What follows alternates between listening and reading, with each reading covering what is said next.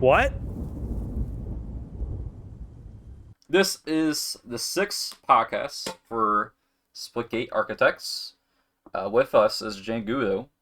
I am your host, Phoenix, also the owner of SGA. I build maps, I stream, I make YouTube content. I've been trying to do like a little bit of everything.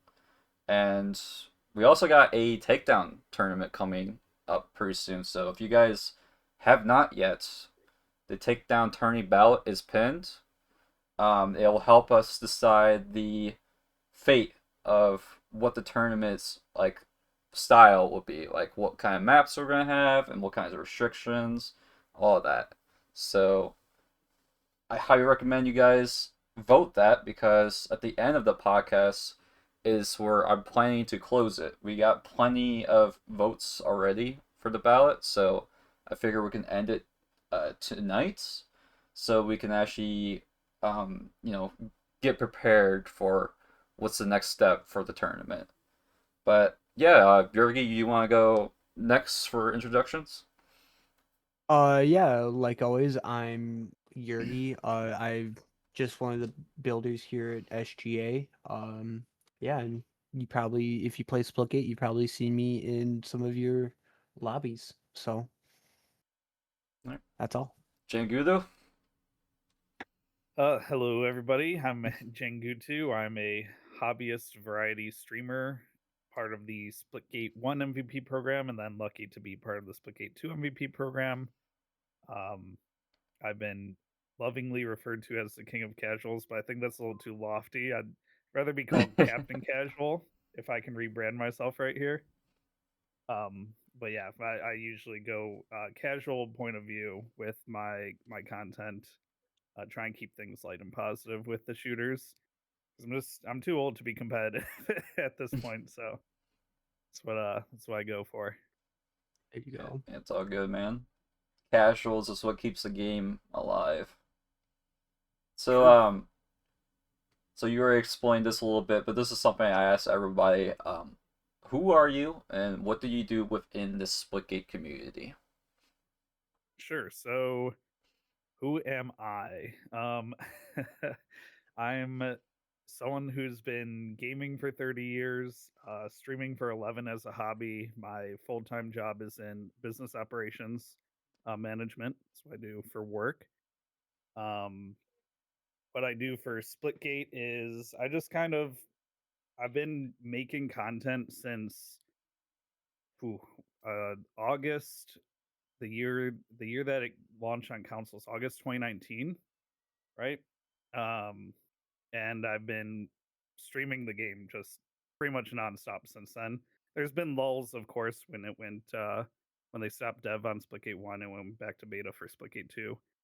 Um, but yeah, just contributing to the community with the streams, jumping in on other streamers, throwing raids out, just hosting custom games for the different like custom event or custom game events and hunt the MVP events and stuff like that. So All right. How and when did you get into Splitgate?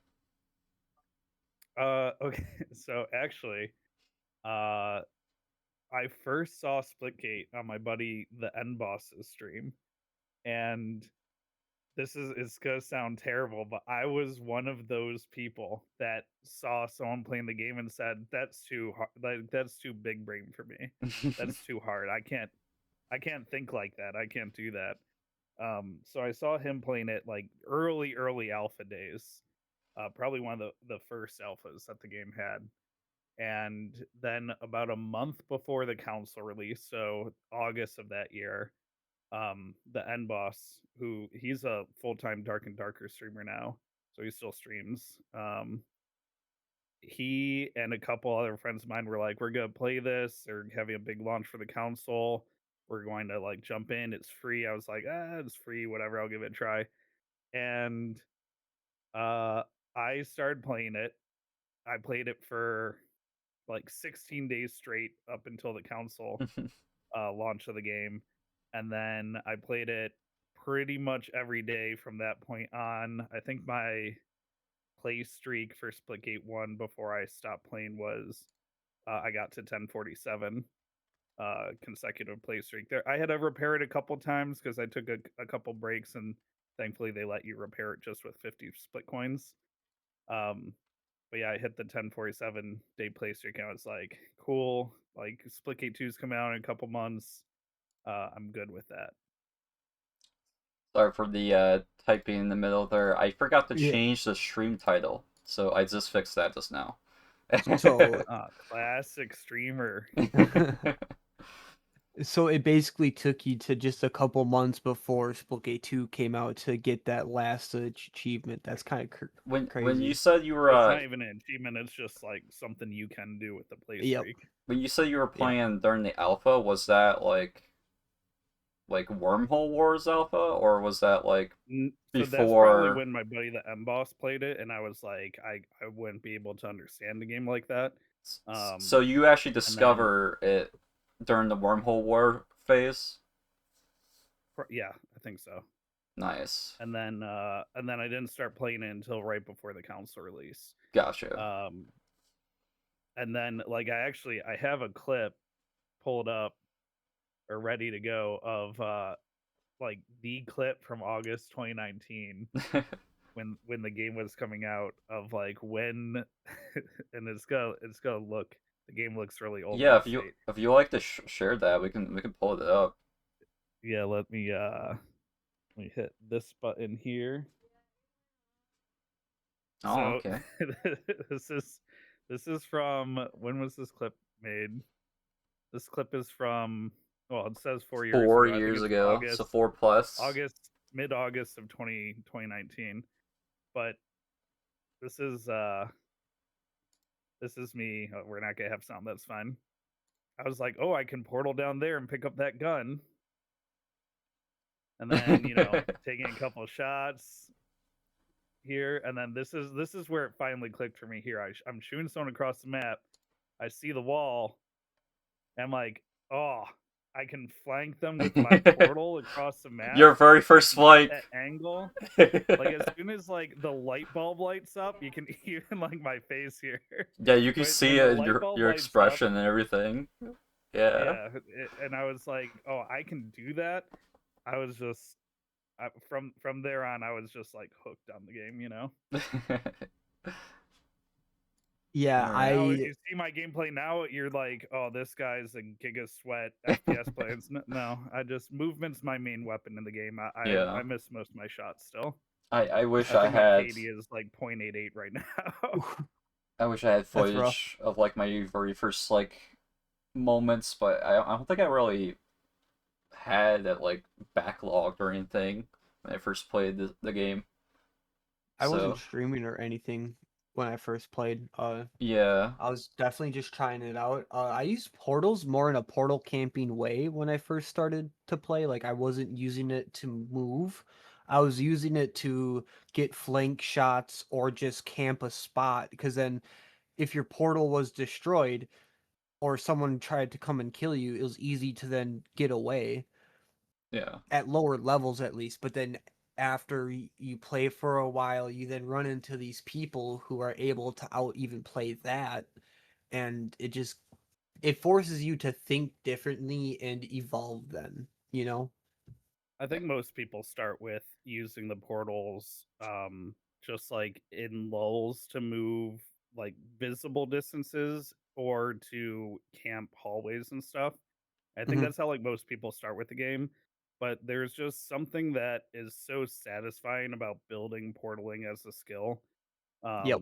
Where like as you're growing in your like ability to portal, it's just like, I don't know. There's very few games that have that kind of level of satisfaction. I remember before Splitgate, my favorite franchise was Titanfall, and Titanfall also had that kind of. There was a learning curve to the movement and like how Yep. to navigate the maps and everything, but it was just so satisfying to get that movement and all of that down. I keep Um, forgetting I have Titanfall 2. I bought it when it was like $5 on like a sale one day, and it's like, wait, Maybe I can try It- out the campaign for once and the or something. multiplayer is actually still playable if Oh, I'm is it really? correct. Yeah, so It is and it isn't. yeah. It's part of I have a variety stream I do every Sunday where I play one round of a bunch of different games. It's called Mhm. Gaming All A Round, and I had Timefall 2 in the rotation for a long time until really recently, and now the queue times are a little longer, and you just run into the people that have never stopped playing it. Um, Yeah, I know and what so you mean. it's rough. It's rough if you're not playing it a lot right now.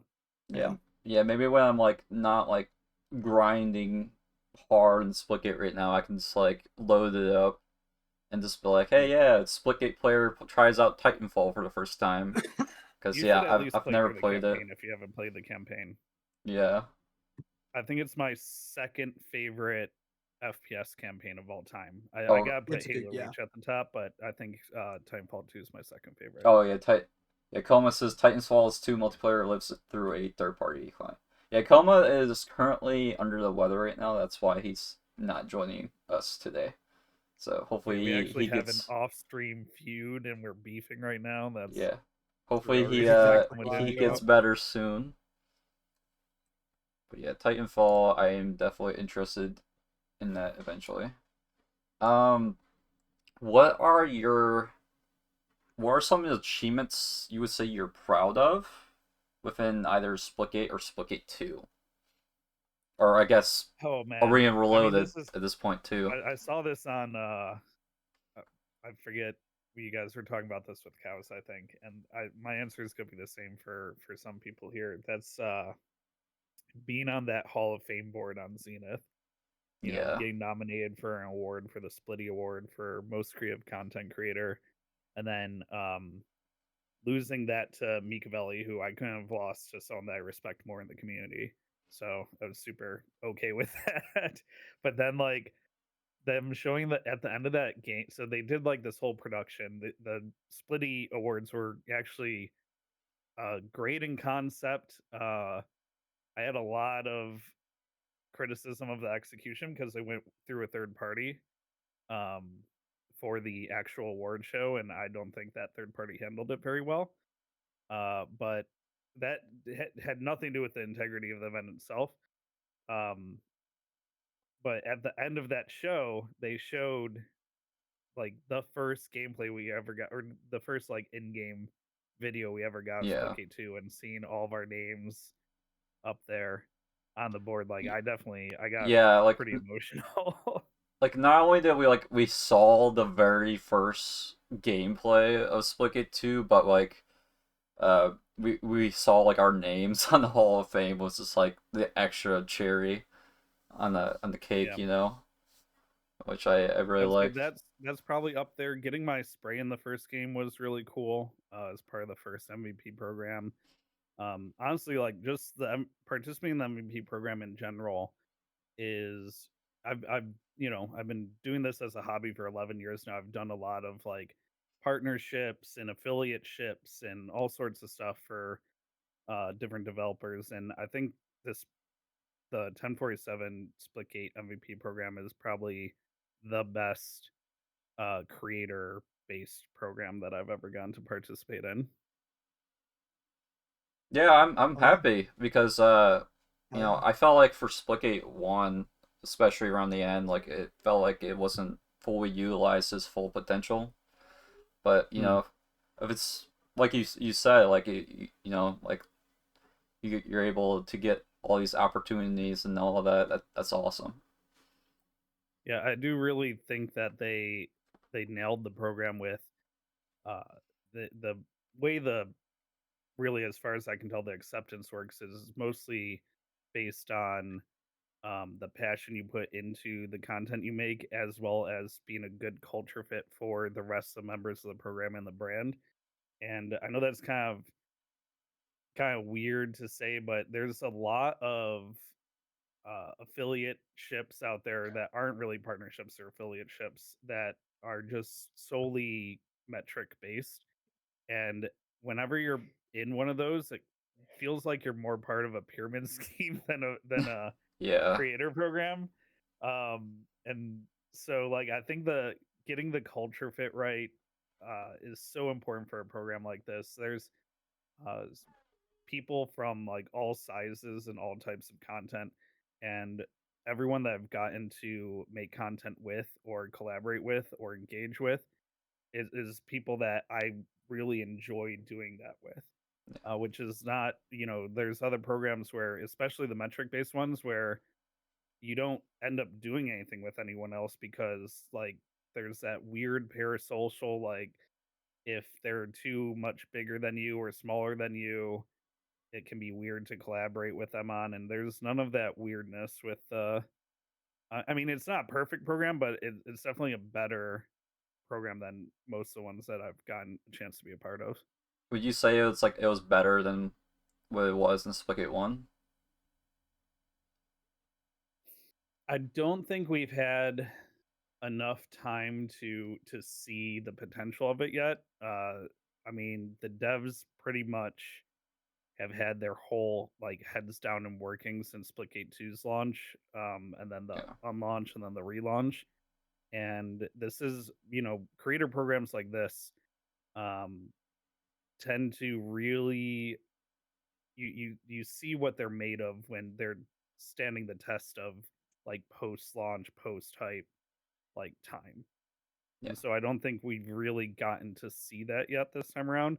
I think for Splitgate 1, it was really good. I mean, a lot of people still participated, um, well beyond them canceling development. There were certainly people that, especially those who stream or make content as a full time job, who are like, listen, if development stopped, viewership fell off, I gotta go do other stuff. And like they were really respectful of all that too.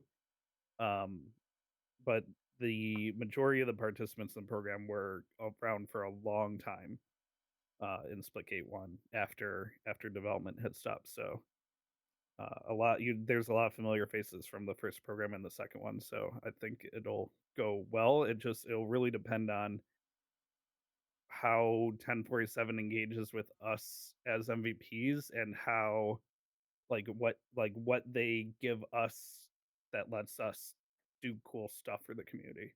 Yeah. I think like part of it, like I feel like the events themselves need to be better advertised. And I say Yeah, this because you guys actually had a recent MVP tournament. I did not yep, I we even didn't did. realize this didn't even hear about happened. it till the day of, Yeah. honestly. And Yeah, so I saw that it was announced on their Twitter, but I think it was either like maybe the day of or the day before that it was even announced. But there was no Discord notifications for it or anything. So I had no clue it was going on. Um, yeah. I will say, as a participant of it, it definitely could have been better organized. Um, I think in we gave them a lot of feedback about that kind of stuff during it. So I don't want to like publicly air out some of the things that we yeah, went through, through organizing and executing that tournament, since we already like directly engaged with the developers and told them like, hey, this needs to be better. yeah, So they're aware of some of the issues that um and that it had and that they want to execute better on, for sure. I know Griffin, even when during the tournament or at the end of the tournament, when he was like, we're gonna get in touch with everybody, thank you for participating, he's like, this I already have a bunch of things here that we're definitely gonna do better. And just keep an eye out for events like that in the future. There's definitely gonna be more of them, and they'll hopefully get better every time. yeah. Which speaking of, you actually won that Yeah. tournament from what I've heard. You and your Yeah, team. it was Kowz was our coach, and then my team was 98 Hertz, daily streamer, Azalea Plays, and myself. That's There awesome. were four teams of four. We each had, the way they did it was they took four coaches. Those four coaches had the pool of 16 players and information on our like ranking or skill level or some sort of number or something to associate how good we were. And then they did a draft where they drafted the teams. Yeah. And then the game came out the day before. So myself, Daily Streaming Azalea Plays, got together the day before and ran just pubs to we got Kowz in the call. Ritz to Cat jumped into the call for a little bit, and he was helping me dial in my sense. Nice. So that was really cool because it was like it was relaunch day, but then we were also like doing tournament prep. Um, and then the next day we showed up ready to play, and uh, I think uh, Daily and 98 Hertz really just crushed it as far as like we had a really good team dynamic. Daily and 98 Hertz were the go kill everybody Yeah, guys, like the and fraggers, I myself and imagine. Azalea were the stand objective, do call outs, direct Daily and Hertz to where we needed help Yeah. and hold the objectives down. Yeah, you can't really call yourself a king of casuals anymore, can you? You're technically a I champion mean, now. A tournament that's true. champion. First official champion of Splitgate Arena Reloaded. There you But go. I mean, they have a career page in the game with stats now, so I cannot hide what I am, and it is not a professional player. I promise you. Yeah. I the good thing about an environment like the MVP tournament is you have people of all skill levels on every team. So you had really good players and players like myself on Yeah. every team, which was cool because it was, you can't perfectly balance any tournament like that. That's not a competitive tournament. Like Yeah. any casual tournament by nature, especially when you put like prizes online, especially cash, people are going to try and skirt the definition of like who they can bring. Like we had a casual tournament for Splitgate 1, and I remember there was a lot of discussion on like you couldn't bring any SG pros or anything onto your team because it was two MVPs and two community members. And the community members that some people picked, they picked up from like the Pug server and stuff, and it was like, yeah, Yeah. I They're think I not showed up with the pro, end but boss who hadn't played the game at all since launch, and we picked like someone else from the other MVP that was in on my team's stream, and our team was just like, whatever, we're not gonna win this thing. But I think this one was well done because you all the best players were coaches, so they didn't even play, or at least the best players by 1047's metric, and then those people then drafted. So I think you got a pretty good balance from that. Yeah. yeah, I think that's about as fair of a way you can do a tournament. Yeah, at least it wasn't random. Like you guys at least tried to like balance the teams the Yeah, best way any you sort could. of like pull names from a hat. Sorry, you have had one team sweep. I mean, we did sweep, but we had some close games in there. Our biggest threat was Mikavelli's team, and that it's really funny because I went and watched their streams. So the whole thing was broadcast from our all individual streams, Yeah. right? And I went and watched like their points of view after the next day, and hearing their comms because it was four teams of four, round robin style for uh, where each team played each other, and then the teams that accumulated the most points for victories went to the finals. And then when you're up against another team, whichever team loses picks the map and the mode Okay. for the next round. So when we beat Mikavelli's team that first round, we're like, well, we hope they don't pick TDM, but we're pretty sure they're gonna pick TDM. It's our weakest thing as a team, and so going and listening to their comms, uh, Daily and 98 Hertz had scared everyone so much because they were popping off so hard that they didn't pick TDM, and I think we would have definitely would have been a closer series. And they probably would have they well they could have taken it from us, I think, if they had gone for TDM game modes, but they picked objective. Azalea and myself were strong on objective modes. If Yes. you look at the other series we played that day, when other teams picked like TDM Fiesta, those were our closest games. Yeah, it So sounds like you guys were yeah, very coordinated when it comes to the objective modes, is what I'm hearing. yeah, And that what and got you guys to win. I say I'm casual, but like I'm probably I mean I have 1,200 hours in Splitgate 1 and 600 in Splitgate 2 already, or whatever it is. 520 in Splitgate 2 already. And most of what I'm good at is moving around. So in a objective game mode where I can get to a point or, recapture points, stay on a hill, stuff like that, get to an objective fast off respawn, like that's my strength as a player. Versus if I have to actually aim and shoot at someone. Yeah. So them picking up the objective modes definitely wound up helping us out. Hell yeah. Nice. So yeah, you're known as the wait, before I go to this question, do you have any clips from that tournament to share or no? I do. I just posted on my socials. Let me send it to you so that we have sound for Okay. the stream. But I actually have a clip here of Mikavelli watching our games when his team wasn't playing us. Yeah. And so he was shoutcasting my point of view during one of the Team Fiesta games. So let me grab that. I have it pulled up. It's a kitty cat.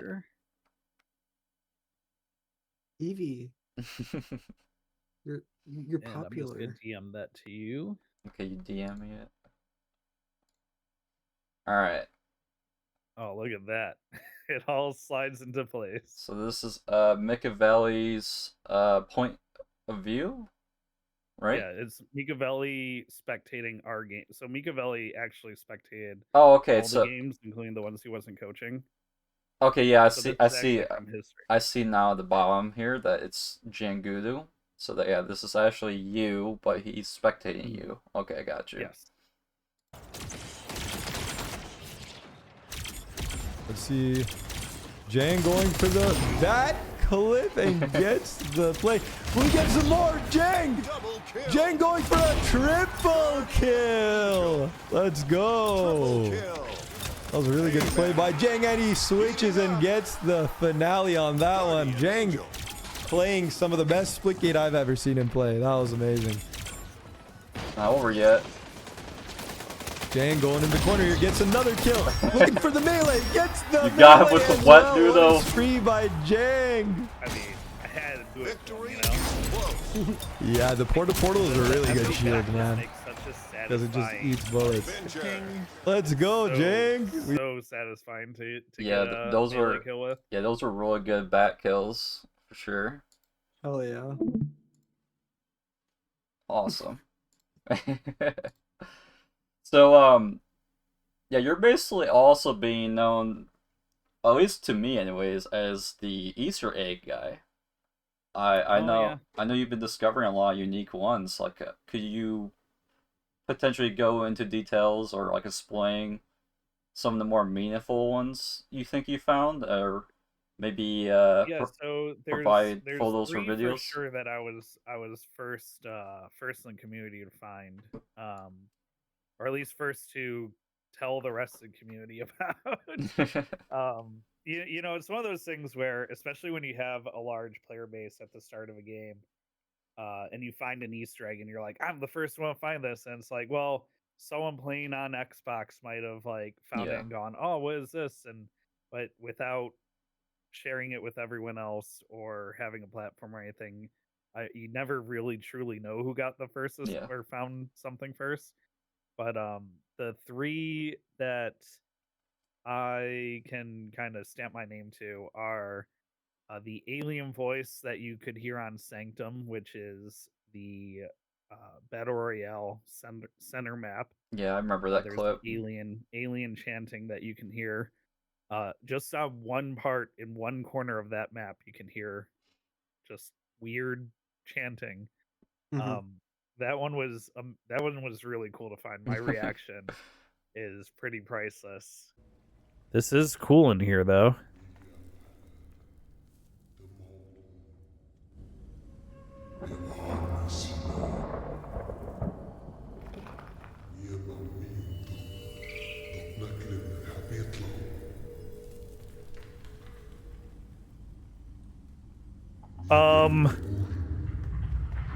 What?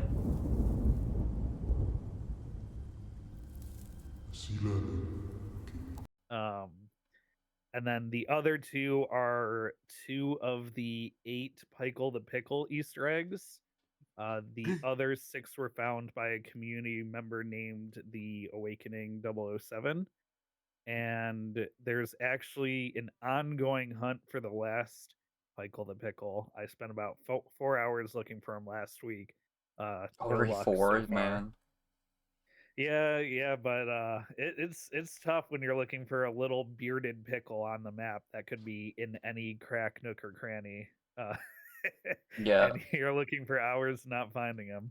I think I was like, I remember that stream, like the first day you were like trying to hunt it down for turn 13. I probably spent like, I don't know, maybe like 10 minutes or whatever, how long the in-game timer gave me.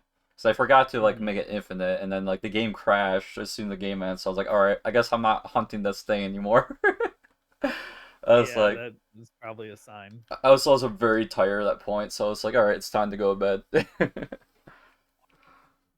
But allegedly the last one is on Terra 13. So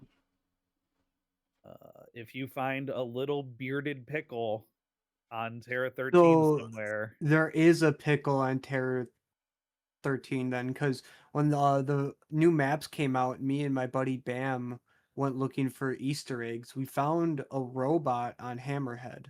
I'm not sure if you like one of the Meridian robots. I forget what they're called. Okay. Yeah. Oh, there's one at there's one at Hammerhead. Yep. Oh, there interesting. Is. Okay.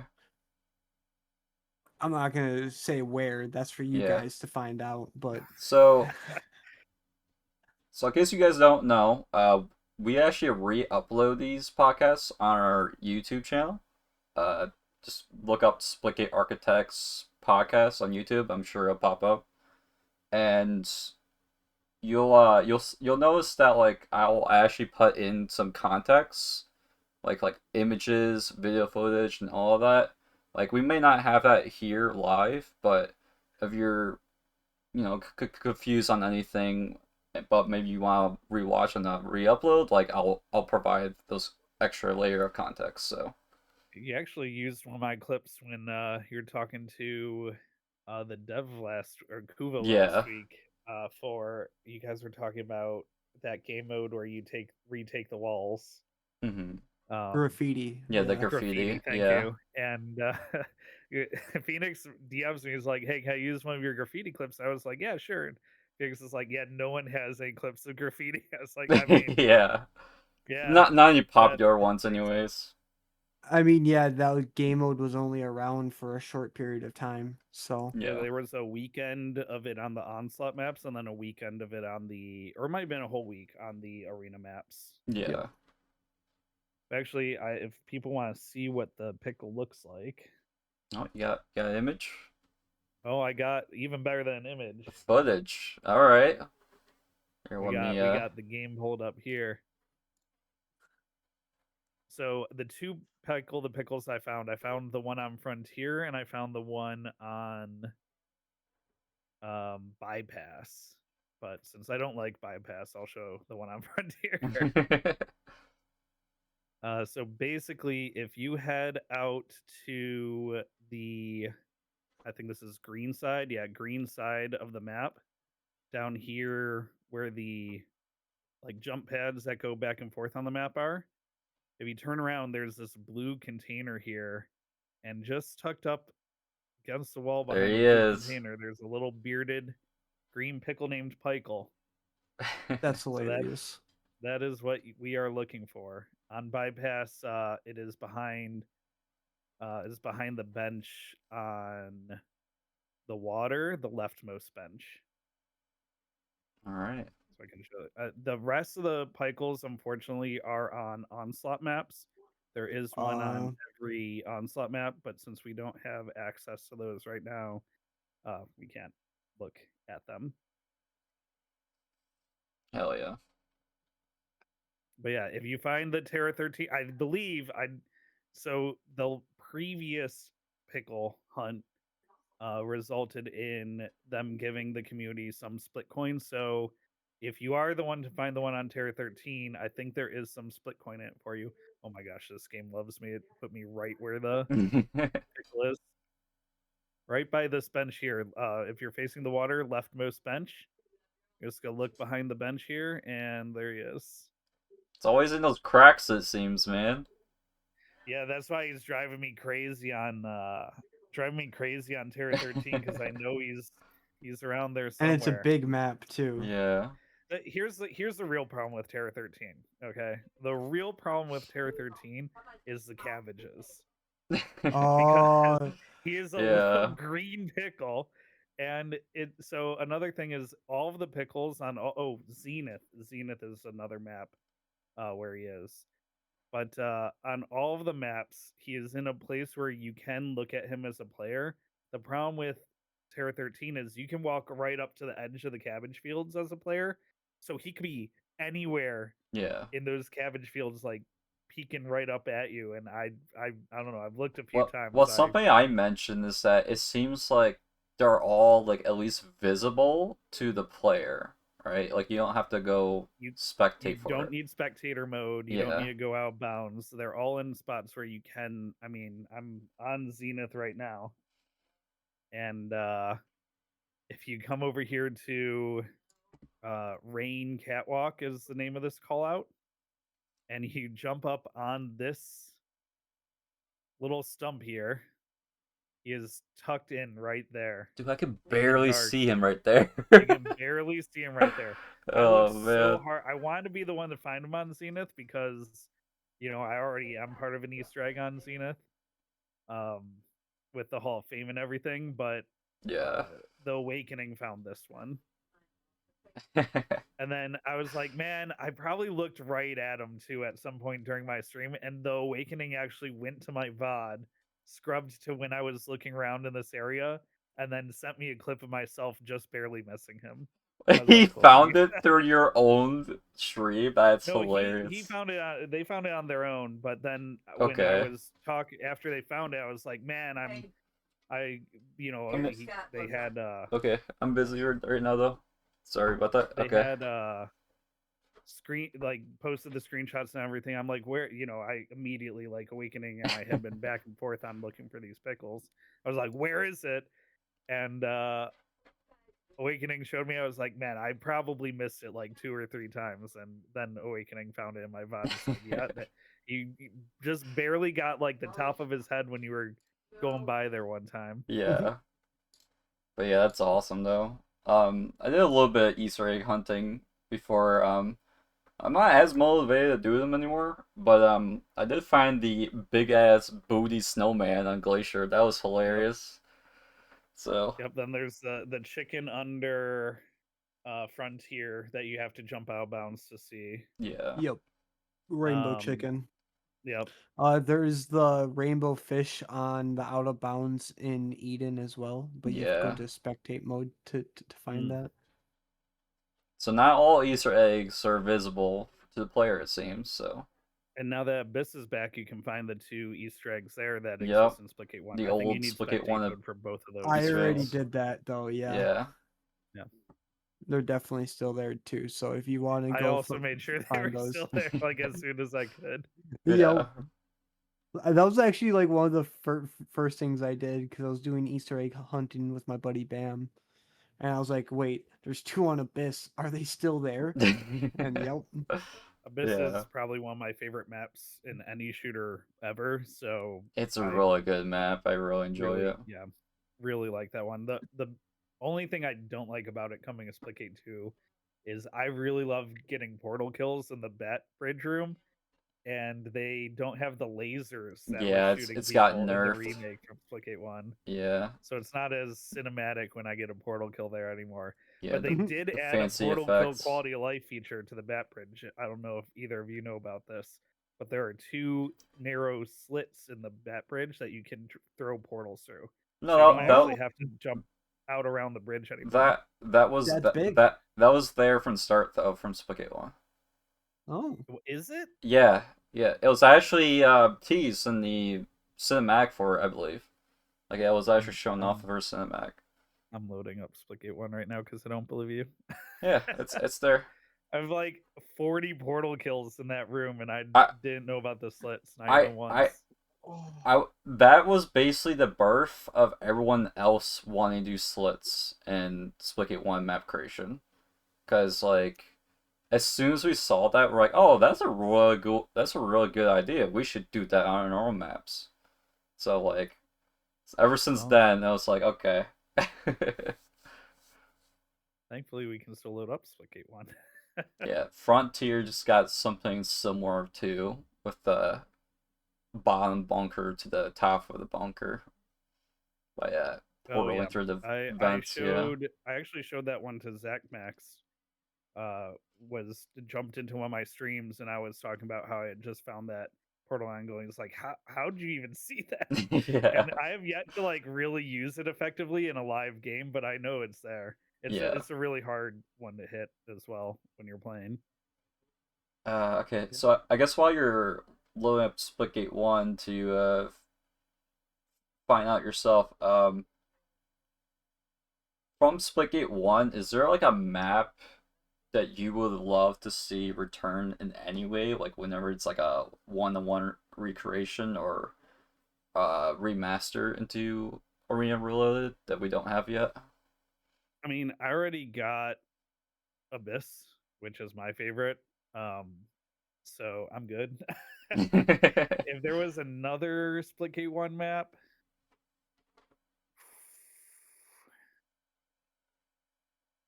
I don't know.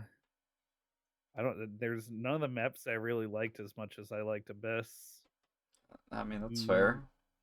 Maybe Lava Well. I've been hearing Lava Well a lot lately.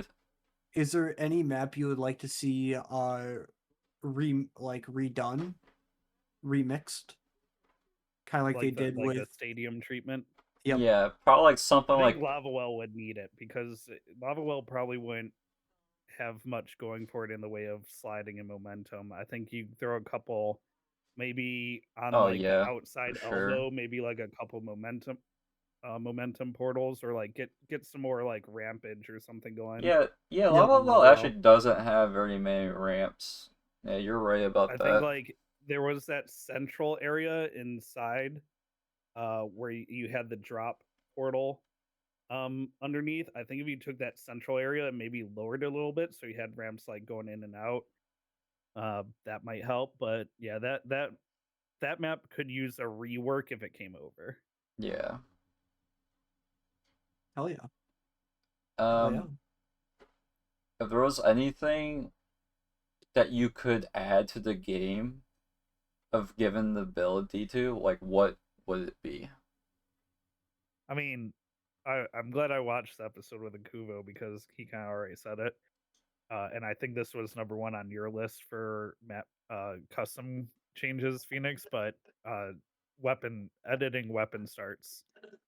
It just needs to be. It needs to happen for custom games. It's so huge. I have a custom game ready to go. I have a map called Yoinkers. Yep. You guys have probably heard about Yes. My gosh, this lists are on the map. I have a custom game called Yoinkers, and Yoinkers just needs the ability for me to set. That's Splitgate 1, ladies and gentlemen. You see it now. 1. I have bots on by accident. Classic Splitgate 1 custom games where bots are on by default. Oh, go show off the zapper.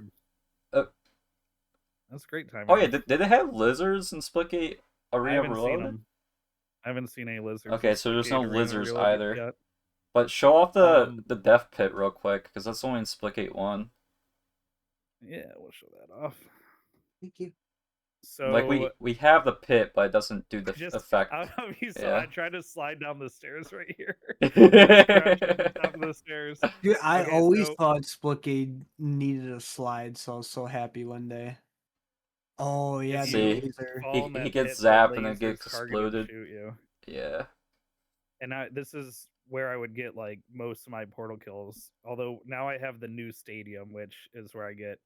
But yeah, you can see the lasers right here. Yeah. I think like it locks on you too, right? Like they like actually Yeah, move. they watch you when you come down here. Yeah. Huh, See that that's is cool. that's so sad that like that's not even there anymore. I'm like, no. Maybe it'll get fixed. Maybe it'll get added back. We can only hope. Yeah. But Can only yeah, hope. being able to custom start, edit people's weapons that they start with. There's a bunch of cool game modes you can make when you can choose people's starting weapons. I mean, I'd love to play like a flying rockets game mode in customs. Yoinkers is where I made a map where you spawn and you drop down on these two platforms, and the platforms are perfectly spaced where you can only use the yoink ability of the gravitas to pull people into the middle. So I have it set with like high health, low damage modifier, so you can't actually kill anyone with the damage. Yeah. And then high gravity. And the whole point of the game mode is to pull people into the middle to get kills. And it's such. I know it would be such a good custom game mode. Like I can just see how good it is in my head, but we can't set anyone's custom starts. Yeah, I like the concept. I think it would be really fun. I've always loved really fun like party mode game modes like that. Going back to like my old gaming days, like Halo 2 custom games, we used to play Halloween or Michael Myers. The community called it two different things. And one person would have the sword. Everyone started with sword and pistols. One person was on red team, everyone else was blue, and it was like honor rule custom games, right? Yeah. Because we didn't have like that many rules to Halo 2 customs. So the rules were only the person on blue team could use the sword. Everyone else had to run around with the pistol. You had Yeah. one life and we were spectating. And Halo 2 also had proxy chat, so the person with the sword would play the Halloween theme music. And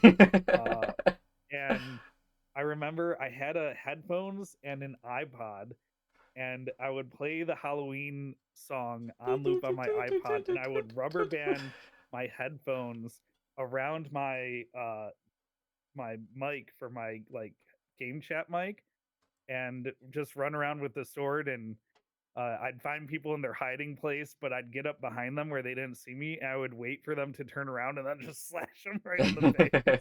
And you'd hear someone scream bloody murder. Yeah. Dude, that was my intro to how like creative the community could be with custom games and how fun it could be to like run those just randomly with people. Yeah, customs are great, And man. so I've been like chasing that high since then. And we used to do super customs in Splitgate 1. I think now we have the ability to save custom game modes is a huge step in the right direction, but we just Yeah, need a few sure. more things to really bring back the custom game community for Splitgate Arena Reloaded. Yeah, there's just a couple more quality of life things that we need that will really help it to boom. Yeah, I think, but yeah, bringing the ability to edit people's starting weapons is like probably the number one. I have to imagine that it should be in, but there's some bug or problem preventing them from adding it, because the custom game modes are much more customizable in Splitgate 2 or in Splitgate Arena Reload than in Splitgate 1, and that was something we had in Splitgate 1 that we don't have in Splitgate Arena Reload. So I'm hoping whatever it is holding it back, they figure it out so that we can have access to it. And having an infection mode for custom games would be huge too, because that opens up a lot of different game modes that you can make. This map would be so much fun on infection. It's meant for infection. It really is. Yeah. Oh my Infection god! / I can't wait to contamination, get that like back. yeah, that'd be so Ever nice to come since we back. I played Hammerhead for the first time, I'm like, well, infection needs to come back now, because I found so many little like crannies on top of the treads and Yeah. between walls and stuff you can hide in. Yeah. For sure. This was a question I asked a while back on the podcast. It hasn't returned in a while, but I figure I can ask you this. If Splitgate never existed, what would you see yourself be doing instead of playing the game?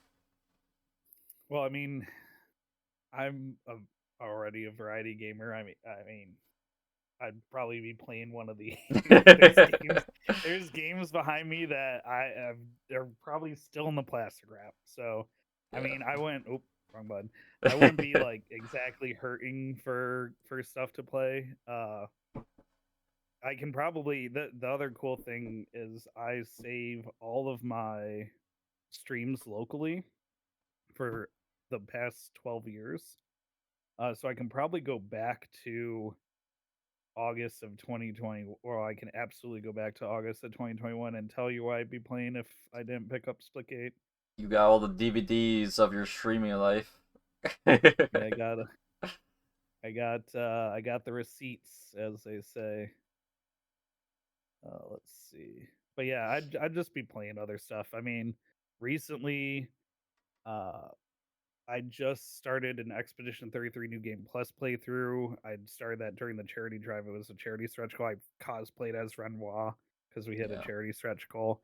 So I'd probably be finishing that. I just started playing 7 Days to Die again because they had their 2.5 update. Those are the two recent ones. Pokemon Legends ZA, I haven't even touched the DLC yet. I have the DLC, so I'd play the DLC of that. Yeah. Yeah, there's stuff out there I'd play.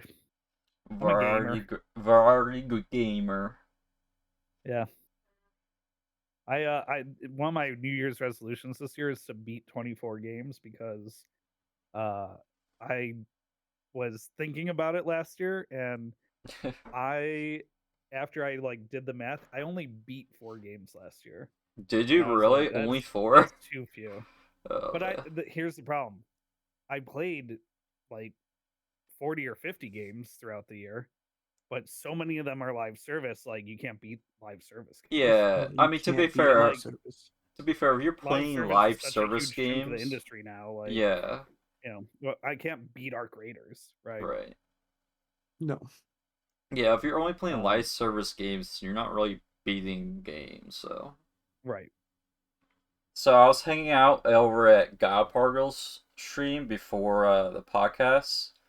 Yep, and classic Chad. I thought it would be funny to ask the chat if they had any questions for you, and no one did but Godparticle. Godparticle had one question for you, and this is a bit silly and a bit random. I guess this is technically a question for you and Yurgi, okay? And his question was, what color does the number 3 smell like? There is a right answer to this, so think carefully. Purple. What color does the number 3 smell like? Purple. It smells like purple. Nah, man. I'm gonna say brown. Nah, dude. He stated that the right answer is either red or gummy bears. Okay. The right answer is either. So right off the gate, the right answer is 2 different things. Apparently there's 2 right answers, okay? Why would it be red, though? Why would it be gummy bears? Gummy bears isn't even color. Yeah. Is Chad drinking again? That's what I want. He probably was. That's my question for Chad. All right, peeps. Cheers. Salud, slancha, prost, machaim, skol, hue, nostrovia, salute, kampai, chin chin, salutation, cheers. So we had some extra time to actually play the game compared to our last podcast. So I think I think the game only came out like maybe 2 days when we did the podcast, right? What's your guys' general like thoughts of the game like overall so far?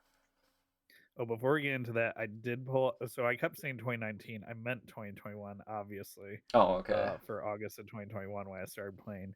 But I pulled up the stream, my first Splitgate stream.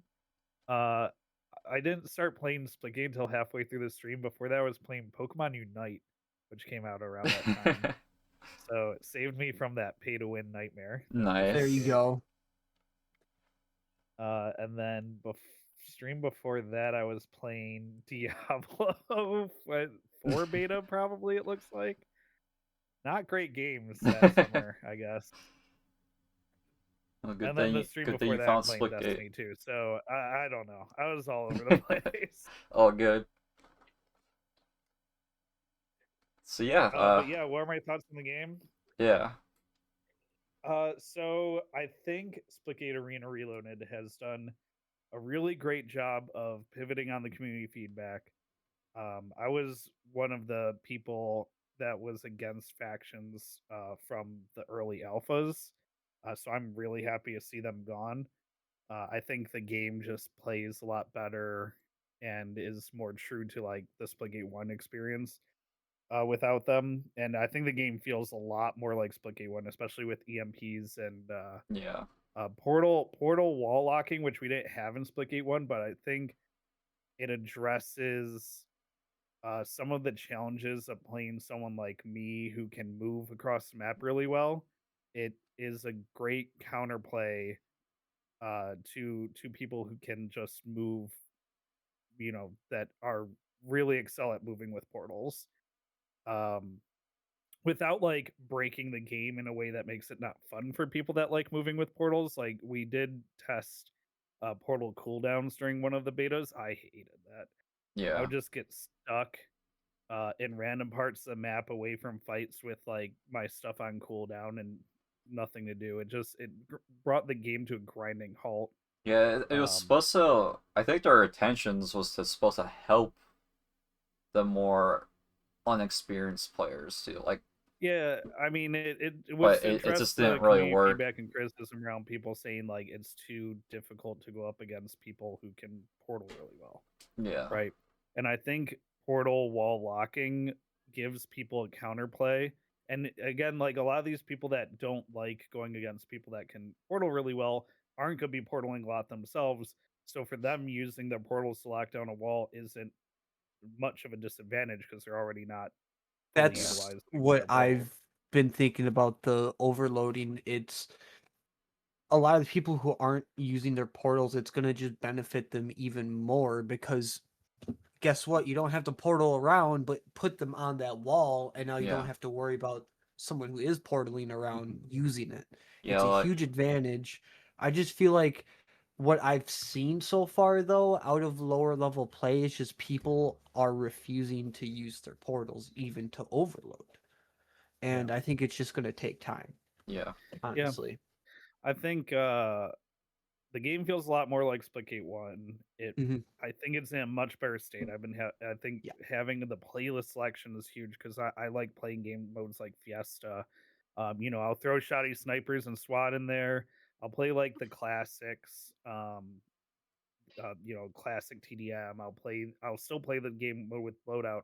But now if like I'm having an off night and my aim's not there, I'm taking out SWAT and shoddy snipers, right? And I can still play the game modes that I want to play, and maybe my queue's like a minute longer, but I'm okay with that. Yeah. Yep. So I think that was also huge. I think they've already said that they're trying to bring racing back. I know I did watch that interview you guys did with Akuvo. I know it was a small player base that really played a lot of the racing, but I think it has so much value in when I was a creator for Splitgate 1 and people came in and it's like, how could I get like, wow, you portal really well, how can you get better at portaling? I would be like, go into the race mode, get all of your times for all the maps under a minute. The race mode is going to show you routes you can take. Yeah. And if you can get those times under a minute without being like a racer, right? And that'll teach you how to do those routes and do them fast. And then, after you do that, watch one of the world records on YouTube and feel bad about yourself for a little bit, and then you can play the game. I But it was such a good and like I got all of my times to where I had beat everyone on my friends list who I thought I could beat, and then like didn't really touch the mode anymore, unless it Yeah. was one of like the weekly challenges and stuff. And I think that's what Akubo's game is like. The game mode didn't have a lot of like consistent player base because like I Yeah. certainly wasn't playing it, but the mode existing and being available, I think, was such an invaluable part of the experience. I'm glad they're at least considering bringing it back. Yeah.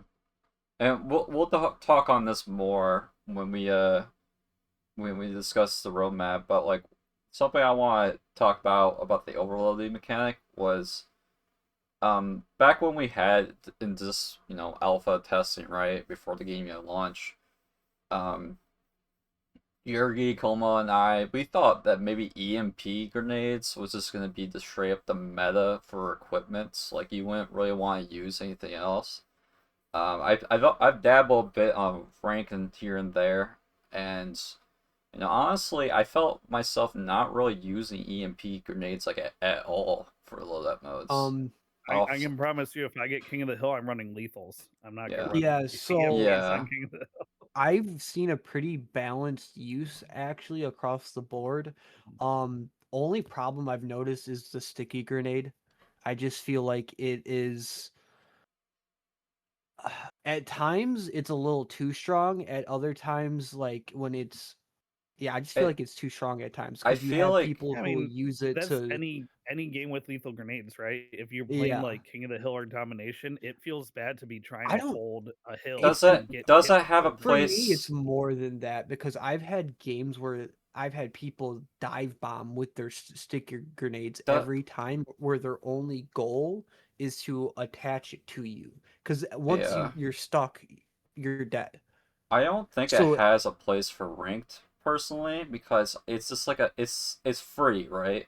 All you have to do is toss that thing, and you can just bail out with a portal, and then you can just do AoE damage on the whole team that's on hill. It's like, it's kind of cheap if you ask me. I don't think it has a place for ranked, especially when you can 4-stack stickies with your team on rank. It's a bit much for King of the Hill.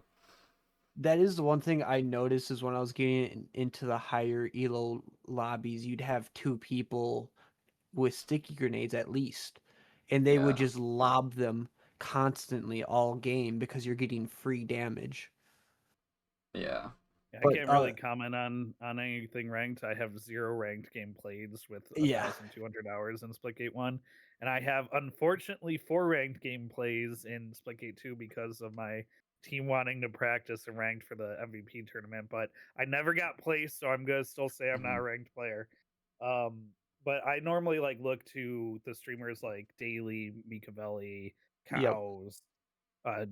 Zach Max will tell you what it is. Like if something's too strong, if something's counterable, like if you want, if I want to know how viable something is in ranked, or if something's broken, or like how any of the changes affect that, I usually go to those guys. Yeah, that's fair. And a lot of them are like former pros for other games too. So and I often don't really feel the need to have EMP grenades because the thing about overloading, right? Like, sure, you're blocking access to a portal wall, right? But I feel like the majority of the maps, at the most part, like, it has a way to find a different direction to get to that area, right? So not necessarily it doesn't necessarily take too long to do that either, as long as you have that knowledge that, hey, I can just take this pathway instead. I've actually been using the overloading mechanic differently when you're dealing with good portalers. I don't just keep it on a wall.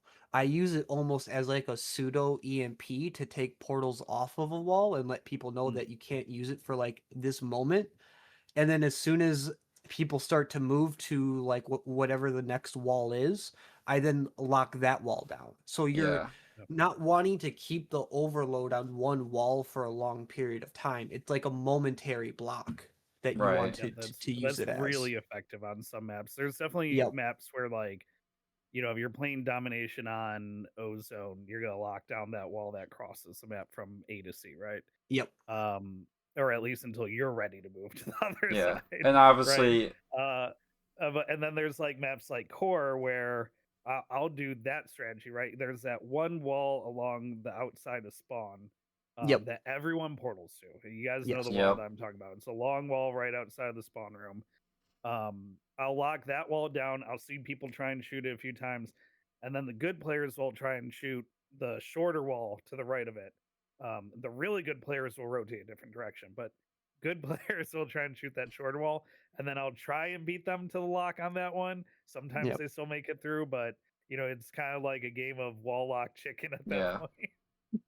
Core is a different situation where, like, it can actually screw you over if your teammates are actually doing too much overloading on the objective hills. Yep. Because I have gotten locked out of where I want to go Yeah. because of my teammates portal locking. And it's part of like what makes the portal locking, I feel like, a great addition to the game, especially like at a coordination level, because in casual play you can kind of use it if someone's like, if you're up against one of the portal demons, Yep. and you just need like some breathing room, right? Yeah. But in ranked, like what I saw in the MVP tournament is we had to, like, there were a couple times where Azalea and I were trying to lock the same wall, and I had to in comms be like, okay, I'll get this wall, you get that wall, right? Yep. And you also Because gotta it's real know. easy to like get stuck fighting each other, Yep. like Yeah. or locking each other out potential pass stake.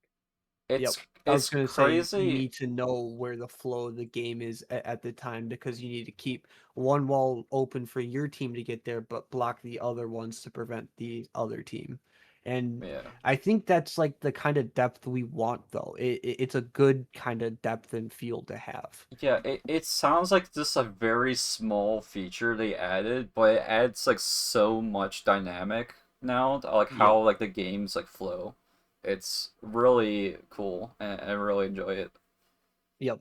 Yeah, Yeah, I I didn't realize much how needed. good it was going to feel until after post launch and we Yeah. actually got to play with it. I mean, and then there's times when it feels bad. I solo queue, casual game modes. That's like my thing, and there's certainly times where it's like all I want to do on Hammerhead is hit that launch portal, and one of my teammates has it locked down because they got momentum melee'd one time, right? Well, and now they're trying to Yeah. lock it down for the rest of the game. And it's like, let me in. That's part of why I do like EMP still, is because you kind of do This is still one of get the that. best parts of EMP. You can clear out your teammates' Yep. portals.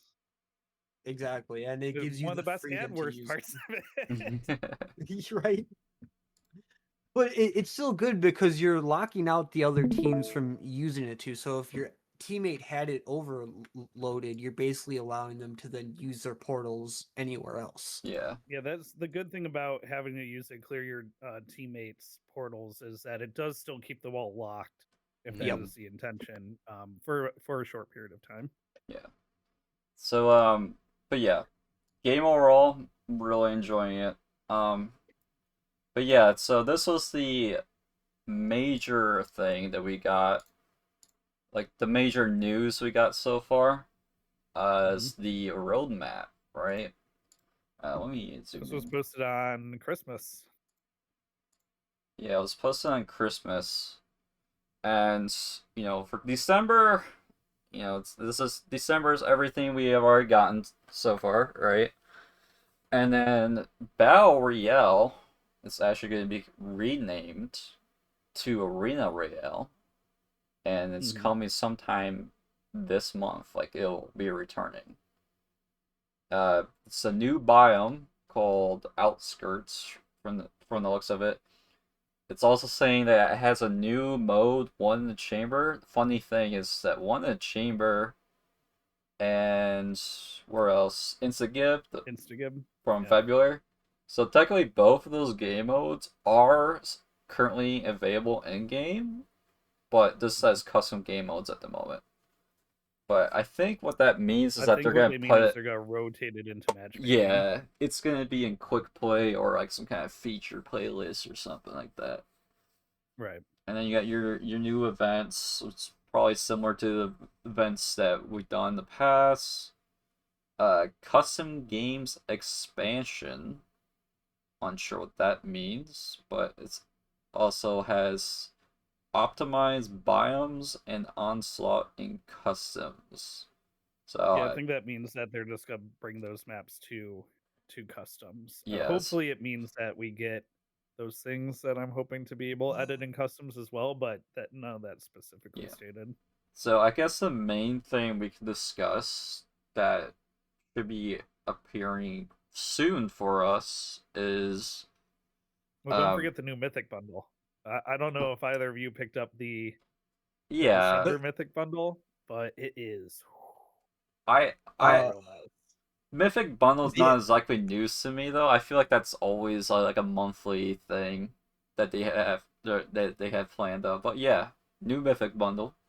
I mean that tempo inspect animation where you do the like ninja signs and like summon it. That's so cool. Yeah. The art team is crushing it with these skins and animations. So I want to discuss some possible theories with you guys with this Arena Real map, right? Do you guys think that what this technically means now is that maybe all Battle Royale is just on like one map now?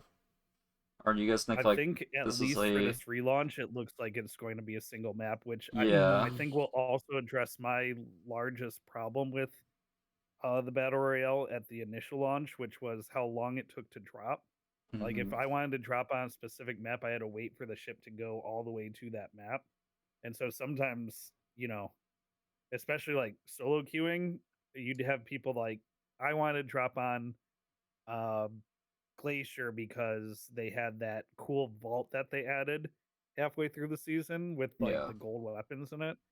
And when you're like running with like, you know, pugs, and that Glacier is the last map on the list, and you're sitting there waiting to drop, and then someone just breaks off and drops on like Fracture or something. It's like, okay, well, we'll see you when you respawn with us on Glacier, I guess. But I think that was one of my biggest problems with the BR mode, and with a single map, you don't really have to worry about that as much. Just think there was a lot of optimization problems with having that teleport from map to map, and also they're having problems with the bots not being able to move from map to map. That was always really funny.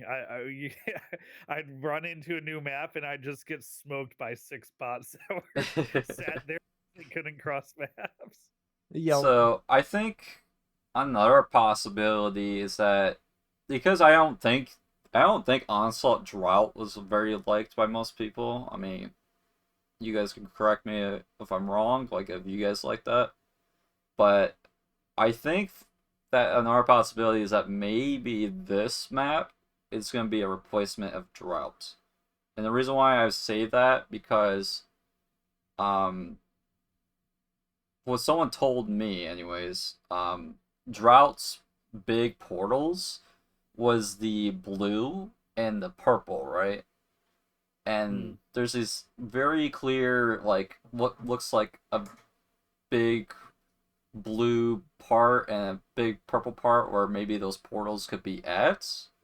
That could be heading into the Sanctum one on the other corner. Yeah, so Sanctum always had that like old alien tech look. So it definitely comes off as like the connection to maps is still like might be a possibility to me. Yeah, I think they're leaving they're leaving that option available. Drought definitely, of the Onslaught maps, it had some really cool like flying momentum aspects to it, but the map was just very like tunnel-y. I don't know. I don't know if that's the best way of describing it, but it felt claustrophobic compared to the. And I'm a CQC kind of player, but it felt claustrophobic. It felt like it was like a big line. Like let's say you want to go from like the other side of the map, you have to like actually go through like everything to even get to it. You have to go through the middle to get anywhere. Yeah. Like you have to, because that's how it's designed. You have the big complex in the middle, with technically 3 different gate points, but they have it split up into like 4 different lanes that you can be walking on to get to any part, and with a Yeah. couple connectors in between. And I just felt that was frustrating to me on Drought if I wanted to get to anywhere. It's like, oh, okay, I gotta go through the same area over For and over again. Onslaught, yeah, it could be Yeah. a little bit much if you're doing anything in Onslaught. For BR, like actually when you played the BR mode, it felt good. Yeah. Because it was kind of a place where you drop there to get action. Like you're gonna there's gonna be a bunch of people there. People are gonna funnel through there. So for that design, it makes sense. I could understand how an Onslaught it doesn't feel as good though, because it's like you're all being funneled into that middle complex. Yeah. Drought also had the 2 buildings that when I spawned in them, I always got lost on how to get out of them. Like all of the maps had some really cool like smaller areas that I always said when we had those maps, I was like this little piece of what was the lava map called? Uh Lava Well? lava Oh no. no the Onslaught lava map. I Inferno. can't. This little piece Yeah, of Inferno. in the middle with the little like lower area and the 2 buildings on either side. I'm like, that itself is such a cool map. Yep. And it's just a part of this larger map. I would have loved to play arena modes on that little section. Oh. That Um, would have been pretty cool, This honestly. this isn't mentioned in the roadmap, but they also mentioned like the first quarter of this year they were actually gonna like start marketing now. A lot of people are assuming that like after they drop the BR back again, that's when they're probably gonna be starting Yeah. marketing. Actually, I think I'm they'll wait. thinking still. now. I think they're still going to have the portals because I think what they're showing us in the roadmap is the new biome. Yeah. We'll have to see. We'll have to see what they wind up doing. It could just be that Outskirts is a new biome and the BR functions with multiple maps again. Yeah. But I don't think they start marketing when the BR drops. I think they've learned from this kind of reinventing of the game through community feedback that they can't just like go off of their instincts anymore. They have to build with Test it the out. community. So I Yeah. think they launch this arena royale. They wait and they get feedback on it. They make major changes to it, and then once they're like, okay, the community likes this finally, then they'll Yeah. start marketing. Yeah, I see them doing more marketing in February or maybe even after March. I just don't see Arena Royale it's gonna like be stable at all if you don't have the players to fill in it, right? So I think I you think it makes underestimate. sense to include it There in the were people that marketing. played it to play the There's- BR. I There mean, were I people had a who couple played chatters for come in at just the different times. BR. Yeah, there was like I remember a specific user like the first week of Splitgate 2's launch, and they were like, "I'm playing this game. The BR is a lot of fun." I'm like, "Oh, is that the only mode you're playing?" I specifically asked them, and they said, "Yeah, I played BRs and I'm playing this BR." And so I wound up asking them a ton of questions because I Yeah. was like, most of my community is holdovers from Splitgate 1 or like people that play arena shooters. So because I don't play a lot of BRs, so naturally I didn't have a lot of like BR only or BR specific players coming through, and it was really cool to hear like their opinions um on how Splitgate was as a BR. Gotcha. Yeah, we'll just have to wait to see, I guess. Yeah. So February, this image of this map looks really fucking cool. Like I think this is like the first time I we have immediately like saw that. rain. I was like, Yeah. remind me of streets from Halo or what was it, Pit or whatever it was from the old Halo with the double swinging doors. I love maps like that, and the aesthetic is like, I strongly want it to be an ASIM map. Like, we are lacking hard on ASIM maps right now. So I don't it's tough think to tell if it is or is. not. You don't think it is, Okay. Yergi? My gut's telling me no, Looking at it though, doesn't seem like it's actually symmetrical just by what I'm seeing. I'm not seeing a whole lot though, so I can't see what the other Yeah, side of the map looks like. right. My gut's telling me it's symmetrical though. Because I know what's gonna happen if it's symmetrical, right? A and They C have too dom many. A and C dom is literally gonna be the same exact but mirrored. Like, how many It's of this? just How we many have of too those do we need? many symmetrical maps at this point. We do Yeah, need more ASIMs because I think the only ASIM we have right now is Abyss. yeah. It's literally the only ASIM map we have right now. No, it's the only ASIM map we have. Yeah. But Yeah. yeah, new mode, Insagib, we talked about that earlier. Casual Which I'm excited leaderboards. for. I played it a little bit in customs, and man, I I'm might be a little unfamiliar with the new Railgun. railgun because it just has a little bit different timing on it. But I'm starting to get used to it. But Instagib, I felt right at home back in Instagib. It feels good. We And like how you can mess with the settings now, you can do some fun game modes Yeah, with it. I showed this off the last podcast when I re-uploaded it and when I was talking about it. But you can if you have weapons turned on with Insagib, then it makes the fire rate of all weapons super fast. It's I think I very saw a clip of hilarious. that. Yeah.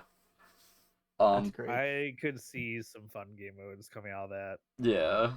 Well, once we can also set the starting weapons, I was thinking about making a what's it called? I think it's laser tag or yeah, a Yeah, laser laser tag mode, but tag. with like the phasma. I feel like Yeah. that would work great, but we can't do that yet, so I still gotta wait. I I have would a love for laser tag to come back. I used to play a yeah. lot of laser tag in Splitgate 1, but I stopped queuing that playlist because it also had Flying Spitball, which a lot of people would vote for. So Splitgate 1 still had the map and mode voting. And so I would see laser tag and people would vote Flying Splitball, and some of those maps in Splitgate 1 were so bad for Flying Splitball. I would get so frustrated. Like, Yeah. oh man, we don't have to get into it. Yeah, we'll have a casual leaderboards, which what I would assume it's like kind of like similar to like the stats you see on Tracker GG maybe, but you just see Yeah, like like top XP players. games, assists, Yeah. uh, stuff like portal kills. They had a portal kills leaderboard. I'm aiming for the top, baby. What I would love to see, like maybe sometime after we get the casual leaderboards, is the Splitgate Arena Reloaded tracker site. It's not buggy as heck, or like in like an alpha phase that it currently is. I hope we get to see like all those additional info, like the rank stats, for example, like we did in Splitgate 1. That was always nice.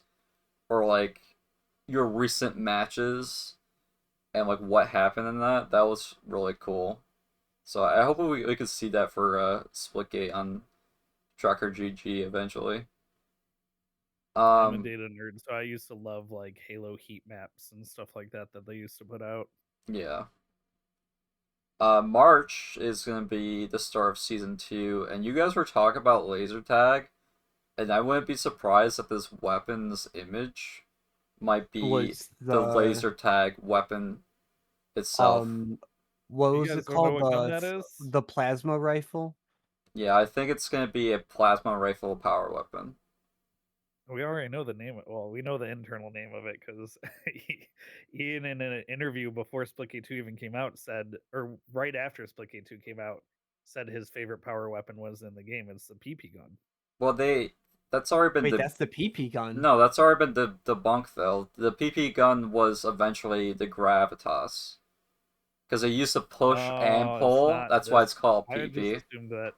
Yeah. Oh, that'd be I cool thought if it it was could gonna have be pushed whatever this before. is. So someone had an interesting theory though, is that maybe this one will push. So maybe this is like the other half of the PP gun. You know? Or I already have a Meridian railgun with the Borealis, and we have the shotgun with the Gravitas. So they got the precision and the close range power weapon.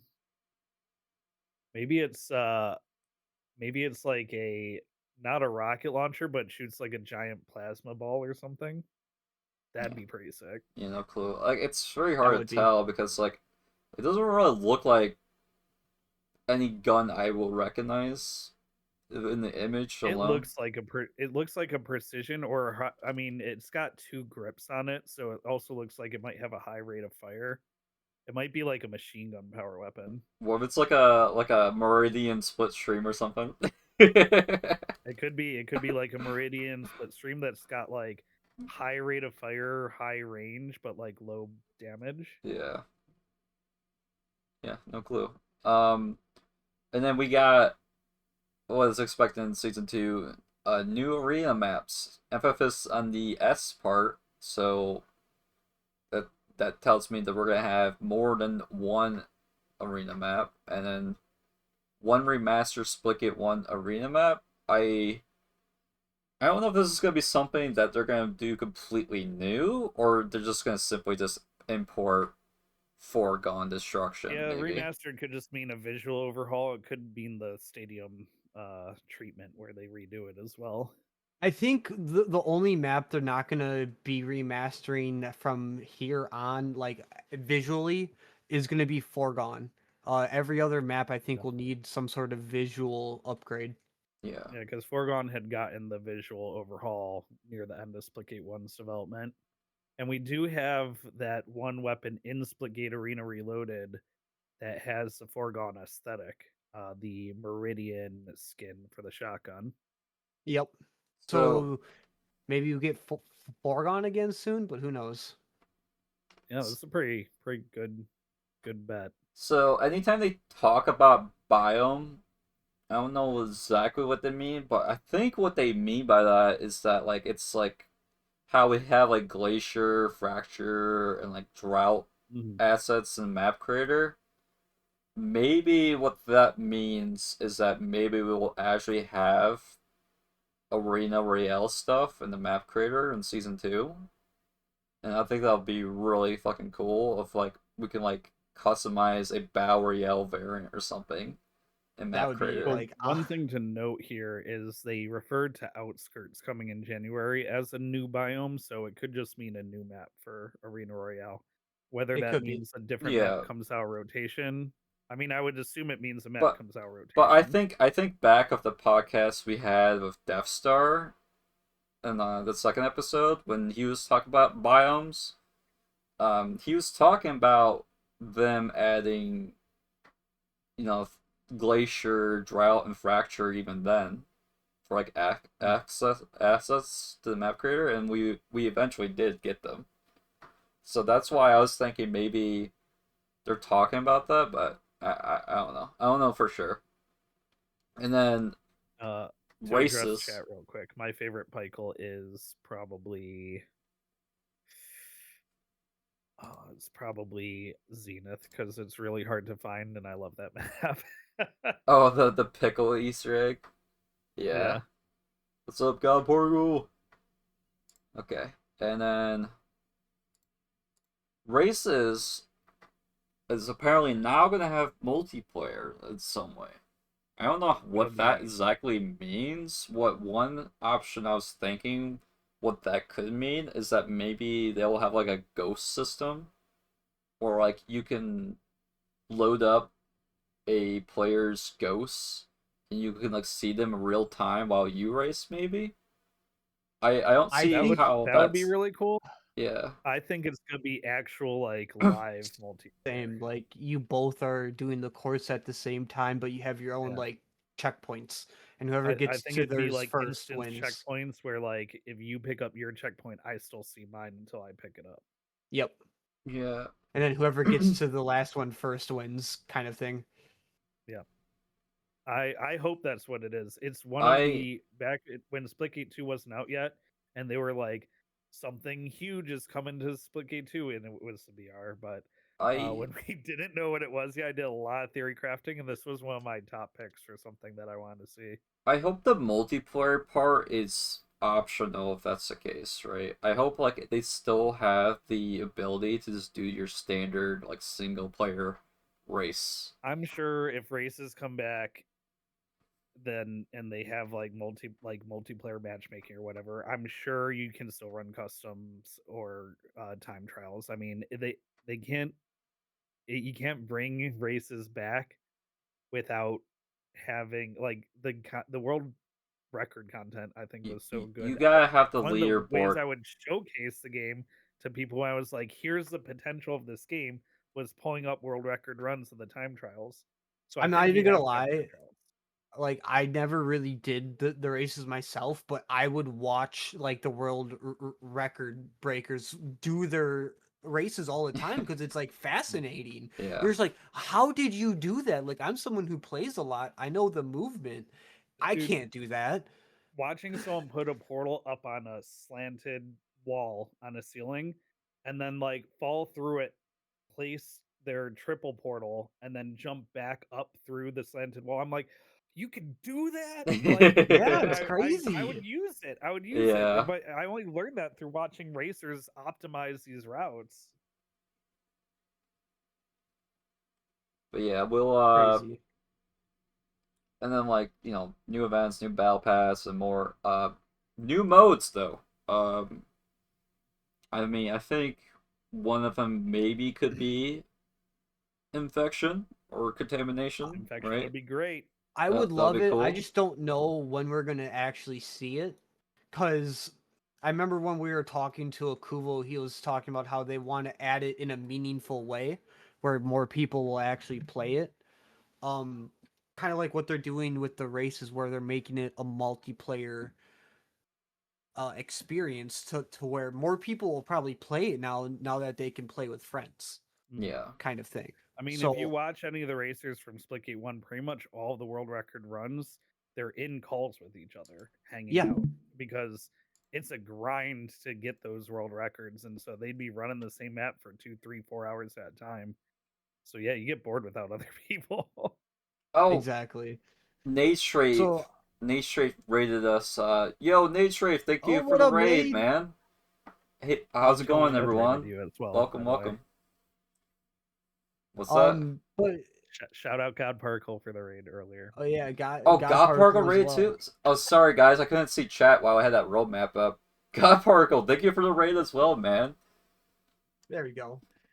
Hell We yeah. may be late, but it still counts. Yeah, I was unable to see Chad, chat during I saw it right roadmap. away. Yeah. Just so you know, I Guys, saw say that something, right away. man. But right. yeah, I'm curious when they do add infection, how they're gonna add it and what it's gonna look like, because it's just such a crucial mode to having just a diverse customs. Yeah, I mean, they have to. It's interesting because the shotguns have been nerfed. Yeah. Yeah. So do you nerf the zombies or do you buff shotgun like you'd have to have, I think, increased damage in that game mode, because you can't have 2-shot shotguns in a zombie game mode. That No. doesn't work. No, that doesn't. I think you would do it where inherently zombies are just a little bit weaker. That's That's probably normally what how. you just give the zombies less health. Yeah, normally zombies would just have a little less health. That's how most games do it. I'm not sure if that's the route they'll take. We'll have to wait Yeah, I and wasn't see. saying they would buff shotguns across the board. I just meant for that game mode you increase damage. Yeah. Or, I mean, it's the same. It's the same thing as decreasing. They zombie should health buff almost. LMG Yep. first. I mean, it does. I do kind of feel like the LMGs are not as strong, honestly, compared to some of the weapons. So you might be onto something there, Core. Yeah, I mean, Kowz put 2 LMGs at the bottom of his tier list yesterday. So Yeah, he put in the your throwing tier. If I recall. He put 2 of them in the your throwing tier. Yeah. Which I don't know. Like I said, I looked at those guys to know how viable certain things are, but like I feel like a lot of the weapons are in a good place where you can use them based on your playstyle. I mean, like I know the Phasma's not great in all situations, but I just play really well with it. I used it pretty much for the entire MVP tourney, even though it wasn't like they were like the Sprinter's a better SMG and you get more value out of that initial burst. I was like, if I can't hit the shots Yeah. with the Sprinter, I need the Phasma's fat, slow bullets. Yeah. Yes. Everyone who came from the raid, there's a Takedown Tourney ballot. We are hosting a Splitgate Takedown Tournament. I'll have it run for like an extra like 5 minutes. But yeah, we're gonna show the final results of it pretty soon here.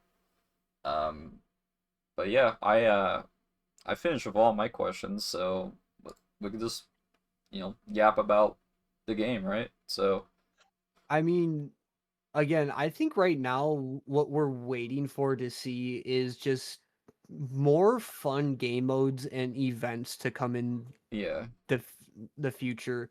I feel like they finally got the core of the game into the spot where at least the core audience is happy with the mechanics, the gunplay, most of the maps. It's just continuing the updates with the game modes and yeah. events. Honestly, events are what's going to keep people interested in playing the making. What are your thoughts on the new Recruit a Friend incentive that came out yesterday, the day before yesterday? So it still didn't make sense for the pop-up because I noticed there were some conflicting explanations on the text. Mm. I don't have it on me right now, but basically it'll state that you get 1,000 split coin for referring 2 people, and then in the bottom it'll say, oh, you get 500 split coin for referring 2 people. And it's like, isn't that conflicting? You get like 500 for the first person and 500 for the second person. So yeah, for 2 people, you but get it's like 1,000, it's just worded is really nothing about bad. Like it didn't make much sense. I so. would say I like the changes they made to it. It is a little confusing with the requirements. That's the biggest thing though. Like it's now in the events and more presentable and easier to look at. That does So- help. And then you can also think it's see the still- animations and stuff. It's still in the bottom right corner where it was.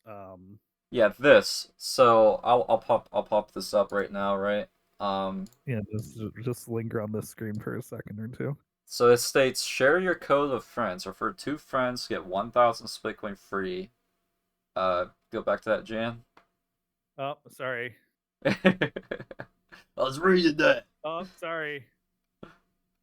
So yeah, it says refer 2 friends, get 1,000 split coin free. But then at the bottom it says earn 500 split coin for your first 2 recruits. So like, don't you mean they mean like earn 500 for each of your first 2? But you're right. That is really poorly worded. Yeah, so that needs to be worded differently because that's conflicting right there. But the fact that you can just straight just get like extra split coin per recruit and you get up to 3,000 is pretty nice. $30 worth of split coin in total Yeah. for recruiting. I mean, what is that? You get 1,000 for the first 2 and then 50 after that. So you would need to refer another 40 people to get the full 3,000. But Yeah. I think the whole cap thing's a little like, come on, guys. But especially since I think you have to play 10 games, which each referral to get it. it is, you don't have to play with the referral. The recruits They that have you to- recruit just have to play 10 matches to qualify. There used to be a 10 hours. Before it was 2 hours and 25 hours. games See- together. See, go back to that real quick. So I also think the ending is also misleading because it says recruits must play at least 10 matches to qualify, but doesn't that actually cuts the player off? Like once they do 10, right? Like you can't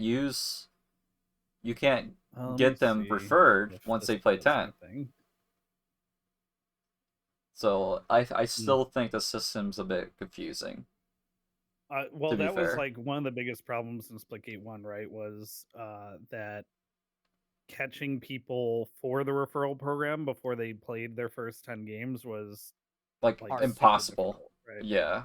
Like And you literally would now for have to Splitgate like 2, it was tell them even before they weirder load up. because people would play like one game and then say, "I can't put your code in anymore." Yep. Yeah, I remember critiquing about this in MVP meeting, like in Splitgate 1 days, and I felt like the feedback did not get taken at all. Like, they're doing the same exact thing with the referral system. I was like, bro, this didn't really work in Splitgate Well, 1, I feel.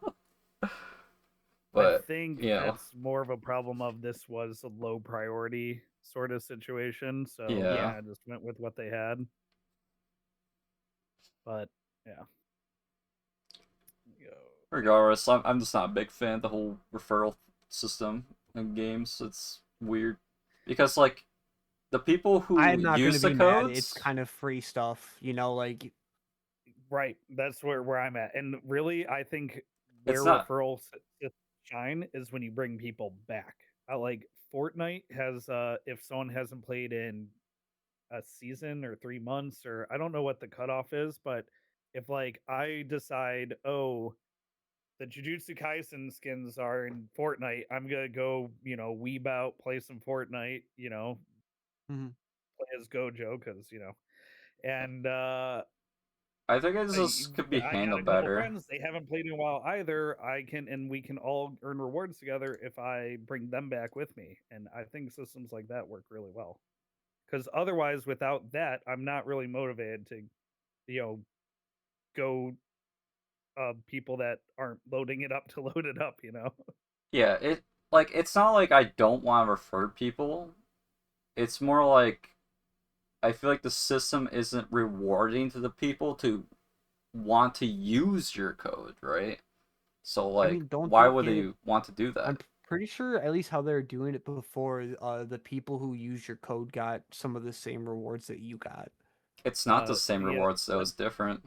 it's different. It Yeah, is different rewards because I earned those with daily, and it's a Mhm. separate set of rewards. yeah, But there is Oh, so there's rewards for recruiting people, right? And then Yep. them playing their X amount of games or time, whatever it is.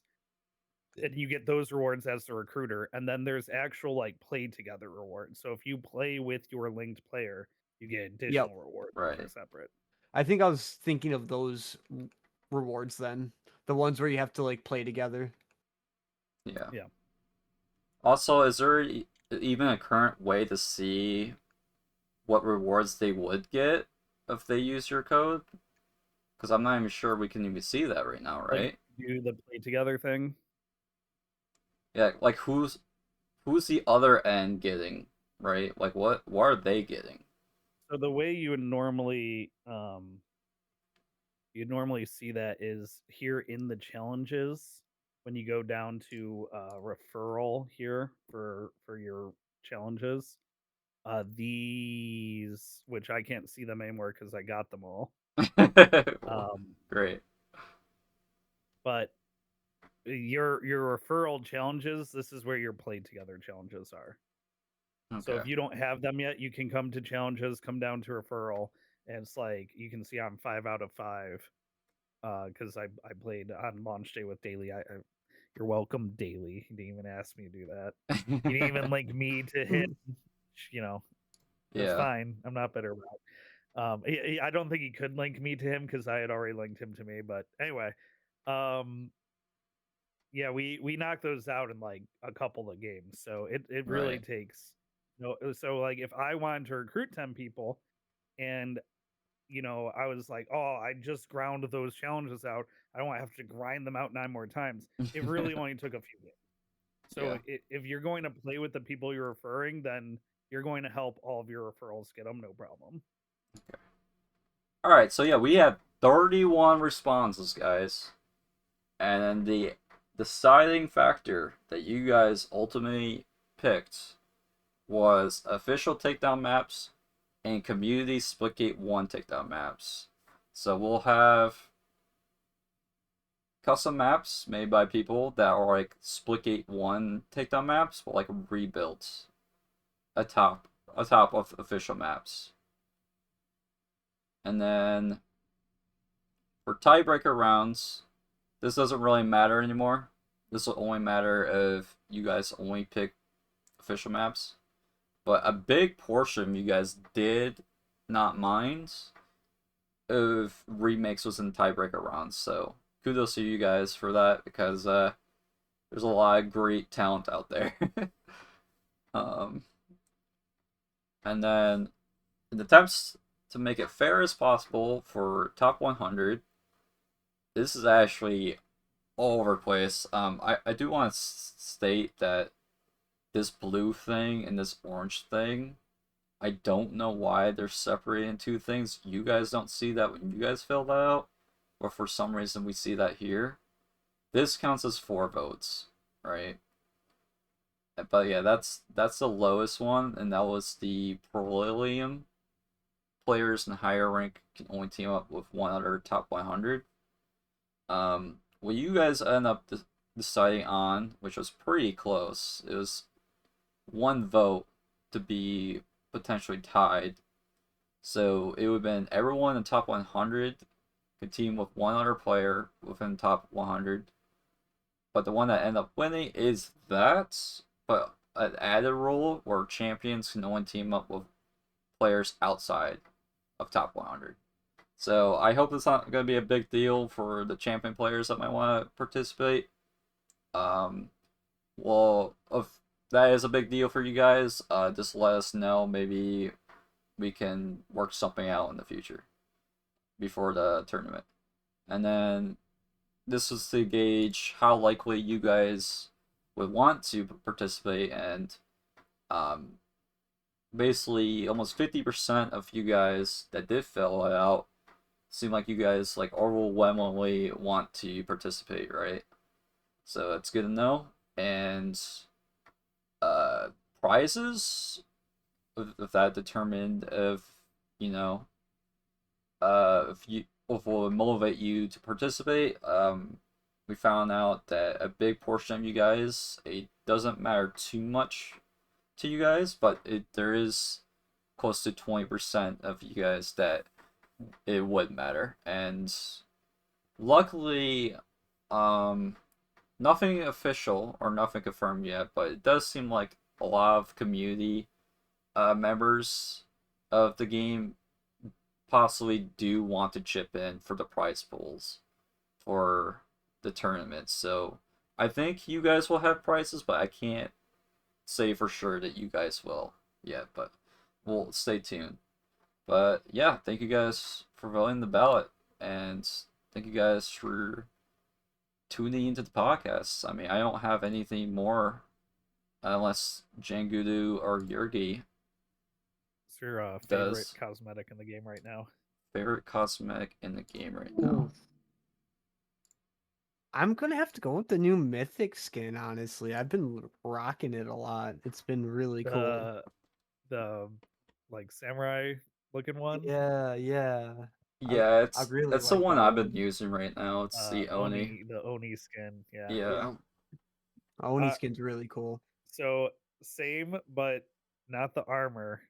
The guns. Tempo. The tempo and the spect tempo. animation is Yeah. Okay. Actually, No, all the I like inspect the animations punch, on the though. Oni set. I really like the punch. It makes the punch so much more satisfying to get a kill with now too. Oh. The thing is, like, I really dislike how the punch plays right now. I just much prefer just play with the coil. And it's saddening because the punch punishes me for missing too much. I like the guns that have more bullets, so that when I'm sweeping my reticle over the enemies like this, I have more chances to hit them. I feel like with the punch, it just like bounces around like crazy, so then I can't aim with the follow-up hits or something. With a lot of the coil, I just feel like I have more control. It gives me time to line up the shots as well. Oh, I just like the punch. It's my baby. But yeah. That's all I had. All right. I think that'll be it, guys. Thank you all for tuning in. And before we go, 2 weeks from now, we're interviewing another Splitgate MVP, Godparticle. So stay tuned for that. The god of the particles. Make sure you have your liquor and shot glasses nearby when you What do you do? thank you guys for tuning in, and I'll see you guys next time. Peace out. See y'all next podcast. Thanks for having me. Bye.